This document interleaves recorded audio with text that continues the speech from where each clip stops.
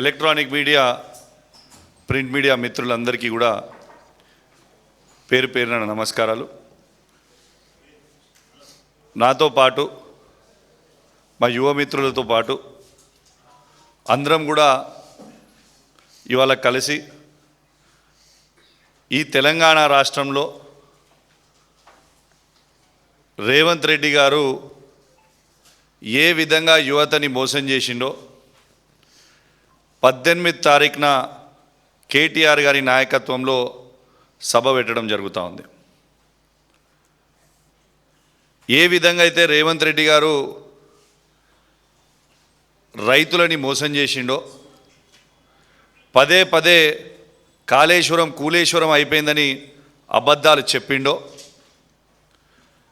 ఇవాళ అదే కాళేశ్వరము రేవంత్ రెడ్డి గారికి మెడకి చుట్టుకొని ఉరితాడుగా ఇలా అయిపోయిందో, ఇలా ఏ విధంగా ఇలా రైతుల ముంగట టోటల్గా యావత్ తెలంగాణ ప్రజల ముంగట ఇలా రేవంత్ రెడ్డి గారు పూర్తి అబద్ధాలు చెప్పిందనేది ఇలా నిజమైపోయిందో, ఇలా 1,00,000 క్యూసెక్ ఆఫ్ వాటర్ కలిసిపోతూ ఉంటే కనీసం ఎత్తుతలేడు అనేది చాలా చాలా బాధాకరం అని చెప్పి సందర్భంగా తెలియజేస్తా ఉన్నాం. అది ఇలా ఎక్స్పోజ్ అయిపోయింది. అదేవిధంగా యువతకు వచ్చేసరికి పదే పదే కేసీఆర్ గారు ఉద్యోగాలు ఇవ్వలేదు అని చెప్పి అబద్ధాలు ఆడి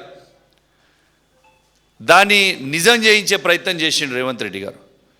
కానీ ఇంతకుముందు ఎన్నోసార్లు చెప్పిన, అసెంబ్లీ సాక్షిగా కూడా చెప్పిన, ఈ భారతదేశ చరిత్రలోనే గవర్నమెంట్ ఉద్యోగాలు ఇచ్చింది 2,32,000 ఉద్యోగాలకి నోటిఫికేషన్ ఇచ్చింది కేసీఆర్ గారే అని చెప్పక తప్పదని చెప్పి సందర్భంగా తెలియజేస్తా ఉన్నాను.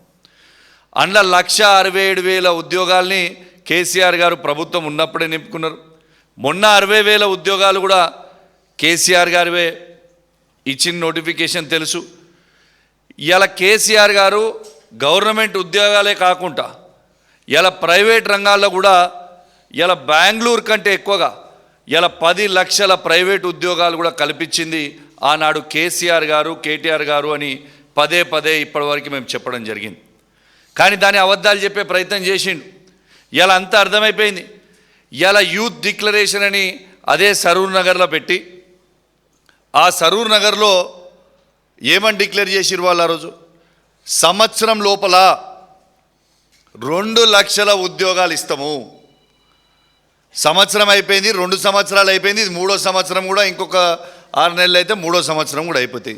ఎక్కడవే నేను ఈ 2 లక్షల ఉద్యోగాలు? పట్టుమని 10,000 ఉద్యోగాలు కూడా ఇవ్వలేకపోయిన పరిస్థితి.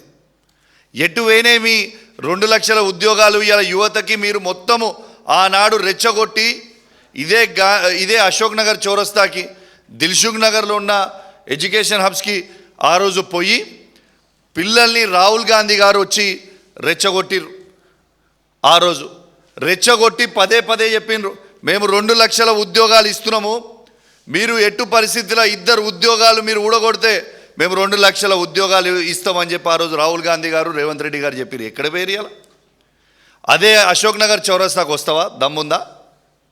అదే అశోక్ నగర్ చౌరస్తాకు వచ్చి మీరు చెప్తారా? అయ్యాలా యువతకి జవాబు చెప్పే దమ్ము మీకు ఉన్నదా అని మేము అడుగుతా ఉన్నాం. ఖచ్చితంగా రేపు కేటీఆర్ గారి నాయకత్వంలో, కేసీఆర్ గారి ఆదేశాల మేరకు కేటీఆర్ గారి నాయకత్వంలో ఇలా సరూర్ నగర్లో బరాబర్ ఇలా సేమ్ యూత్ మీటింగ్ ఎక్కడైతే వాళ్ళు పెట్టినరో అదే సరూర్ నగర్ స్టేడియంలో రేపు వేలాది మంది 18 తారీఖున వేలాది మంది పొద్దున 10 గంటలకి వేలాది మంది యువతతోని ఇలా సభ పెట్టబోతా ఉన్నాం.